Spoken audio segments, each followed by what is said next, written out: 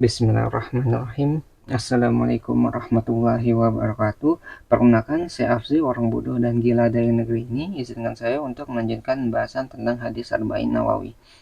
Disclaimer dulu, apa yang saya sampaikan di video ini adalah pembahasan dari apa yang telah saya pahami dari hadis ini. Jadi pembahasan ini bersifat sangat subjektif.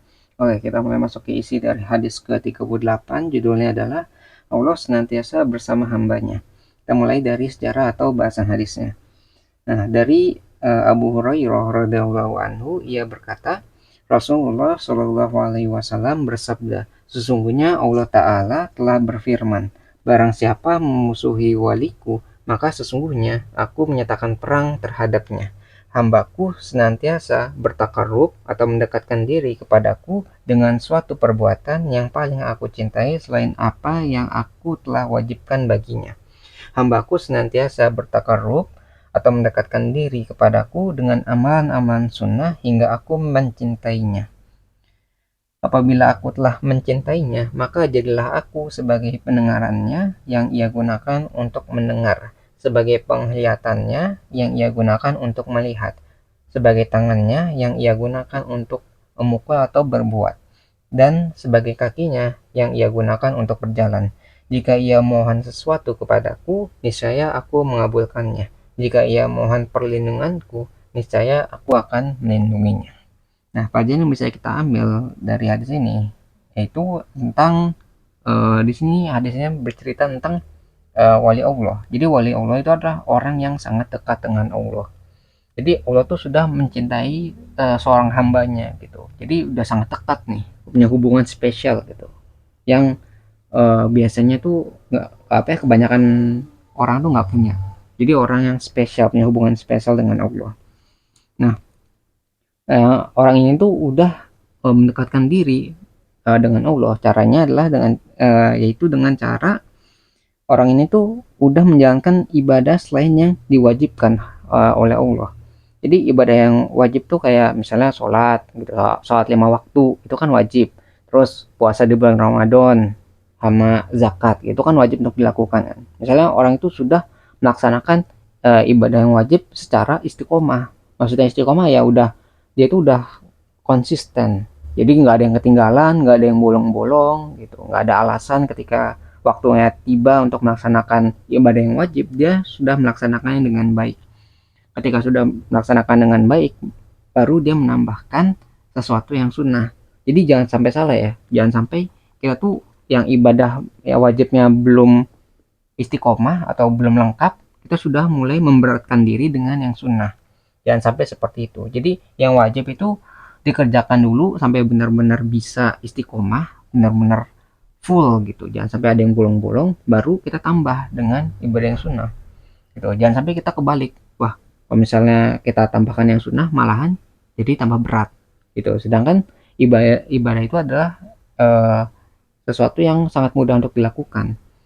Yang jadi masalah adalah ketika hambanya itu memperberat dirinya dengan ibadah-ibadah yang dia tidak sanggup untuk mengembannya, sehingga dia malah jadi malas gitu kan. Kalau misalnya kita nggak punya kemauan dari diri sendiri itu, kita tuh jadi malas untuk melakukan sesuatu kan. Maka dari itu harus dibentuk secara perlahan-lahan gitu. Jadi yang pertama tuh harus mengistiqomahkan ibadah yang wajib dulu, baru ketika yang ibadah wajib sudah dilakukan dengan konsisten, baru ditambah dengan yang sunnah. Jadi kita tuh setelah itu baru bisa menjalankan ibadah yang sunnah. Nah, ketika kita sudah menjalankan yang sunnah secara apa ya, ikhlas gitu, perbuatan kita sudah ikhlas, nanti Allah tuh akan mencintai apa yang kita lakukan. Jadi kan kalau orang normal nih, Allah udah ngasih perintah yang wajib kayak gini, tapi karena dia atau hambanya itu ingin lebih dekat lagi, dia itu menambah dengan yang sunnah. Jadi yang rata-rata ini sudah terlewati, dia tambahkan agar di atas rata-rata kebanyakan orang ya, dengan ibadah-ibadah sunnah. Itu ibadah sunnah ya banyak, misalnya sholat. Kalau sholat kan yang wajib kan 5 waktu. Nah, ibadah sunnah yang lainnya kalau sholat itu sholat duha, eh, ya sholat duha di waktu duha, terus sholat tahajud di waktu sepertiga malam, terus sholat qobliyah sama ba'diyah itu sebelum atau sesudah sholat wajib gitu, itu tambahkan itu ibadah sholat sunnah. Terus kalau misalnya puasa Puasa sunnah itu berarti di luar yang Ramadan, misalnya Senin Kamis, puasa Daud, puasa Syawal, puasa pokoknya di luar dari puasa Ramadan, itu puasa sunnah gitu. Jadi kita harus kalau mau mendekatkan diri ya dengan ibadah-ibadah yang sunnah. Tapi yang wajibnya harus istiqomah dulu. Udah konsisten baru ditambahkan yang sunnah supaya kita mendekatkan diri lebih lebih dekat lagi dengan pencipta kita gitu. Jadi ketika sudah terbentuk nih hubungan yang spesial, jadi Allah tuh sudah mencintai seorang hamba, maka eh, di hadis ini jelaskan bahwa ketika seseorang itu eh, memusuhi wali Allah atau orang yang sudah dicintai ini, maka Allah tuh mengumumkan perang kepada orang yang memusuhinya gitu, memusuhi para wali ini gitu. Jadi kayak Allah tuh bersama para wali ini ketika wali yang ini dimusuhi, nanti Allah akan mengumumkan perang gitu, akan musuhi balik gitu.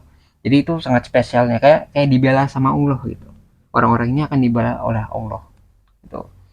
Jadi di sini disebutkan bahwa Allah itu akan menjadi pendengarannya untuk mendengar, terus menjadi penglihatannya untuk melihat, menjadi tangannya untuk berbuat, terus kakinya untuk berjalan. Jadi maksudnya apa di sini? Jadi maksudnya di sini adalah seluruh anggota badannya itu diarahkan oleh Allah untuk sesuatu yang Allah sukai. Maksudnya gimana? Misalnya kayak penglihatan. Kita itu melihat yang baik-baik, misalnya untuk membaca Al-Quran, membaca buku, melihat ceramah gitu, melihat yang baik-baik. Misalnya dari pendengaran itu yang baik-baik ya, kita suka mendengarkan Al-Quran. Kalau misalnya azan gitu, azan kadang-kadang kan orang mungkin nggak dengar, tapi dengan kalau diizinkan sama Allah, pendengaran kita tuh menjadi lebih tajam terhadap panggilan Allah misalnya seperti itu, atau sering mendengarkan yang baik-baik itu dari pendengaran. Terus kalau dari tangan itu kita misalnya sering membantu orang, sering menolong orang, tidak mudah ringan tangannya gitu, jadi nggak langsung mukul orang gitu. Jadi tangan kita itu diarahkan pada yang baik-baik gitu. Nah, lalu itu untuk tangan. Nah, untuk yang kaki ya berjalan ke tempat yang baik, misalnya diarahkan atau diringankan langkah kakinya untuk menuju masjid, ke tempat kerja, terus dijauhkan dari tempat-tempat yang maksiat gitu. Jadi diarahkan yang baik-baik. Nah, di sini juga ketika Allah itu udah cinta sama hambanya, sama seorang hamba ya, ketika hamba itu meminta sesuatu, itu akan cepat untuk dikabulkan.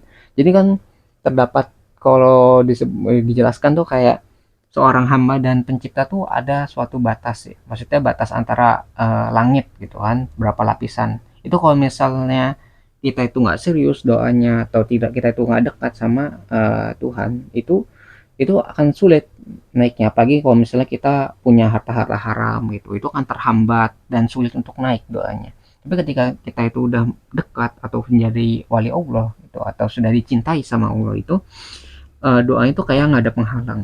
Jadi doa apa yang kita minta, apa yang kita inginkan itu biasanya cepat untuk terkabul. Apalagi kalau doanya itu untuk kemaslahatan umat atau untuk kebanyakan orang manfaatnya, itu biasanya akan cepat untuk terkabul. Jadi Allah langsung mendengarnya, terus langsung secepat mungkin mengabulkan doa dari hamba yang dicintainya itu. Terus ketika seorang hamba ini meminta perlindungan, maka Allah juga akan melindungi. Nah, perlindungan ini biasanya yang ada tampak dan tidak tampak. Maksudnya kayak gimana? Kalau yang tampak ya berarti secara material, misalnya kayak dihindarkan dari musibah, dari bencana dan sebagainya, yang harusnya dia kecelakaan itu nggak jadi kecelakaan dan sebagainya gitu. Hama yang nggak kasat mata, yang nggak kasat mata itu yang nggak terlihat, misalnya dia hindarkan dari bisikan-bisikan setan ataupun iblis gitu. Jadi pendengarannya itu terjaga, atau hatinya itu dijaga juga supaya tidak masuk ke dalam sesuatu atau perbuatan yang maksiat gitu. Jadi dijaga secara fisiknya atau secara batinnya supaya Allah itu tetap dekat dengannya. Kalau misalnya dia itu mulai melenceng atau mulai tersesat, Allah akan menariknya kembali ke tempat di mana jalan itu tuh terdapat kebenaran. Jadi tempat jalan yang lurus lah, gitu. Yang siratal mustaqim gitu, kayak di surat Al-Fatihah. Tuh, ketika udah cinta ya pasti nggak bakal dibiarkan ketika dia tersesat, ketika dia mendapat musibah bakal ditolong gitu. Jadi kalau misalnya sudah itu sudah mencintai suatu hamba, pasti akan apa ya, mudah gitu ya dibantu atau mudah keluar dari kesulitan dan sebagainya gitu. Pokoknya intinya seperti itulah. Hadis ini pengen menyampaikan bahwa Allah itu bersama dengan hamba-hambanya yang dicintainya gitu. Jadi kita jangan sampai takut kalau misalnya kita sebenarnya udah dekat nih sama Allah. Jadi kita jangan malu untuk meminta dan kita tuh harus terus mempertahankan hubungan tersebut. Nah, kita mulai masuk ke bagian selanjutnya tentang pesan dan kesimpulan. Nah, jadi hadis ini tuh menunjukkan kepada kita bahwa wali Allah adalah seseorang yang sangat dekat dan memiliki hubungan spesial dengan Allah. Seseorang yang tidak hanya menjalankan ibadah yang wajib, tapi juga menambahkannya dengan ibadah yang sunnah, sehingga Allah itu mencintai dirinya. Apa yang menjadi anggota badannya selalu akan dibimbing oleh Allah. Semuanya akan diarahkan pada sesuatu yang Allah sukai, karena Allah tidak ingin kehilangan walinya. Sebagaimana seorang kekasih yang pasti akan menjaga orang yang dicintainya.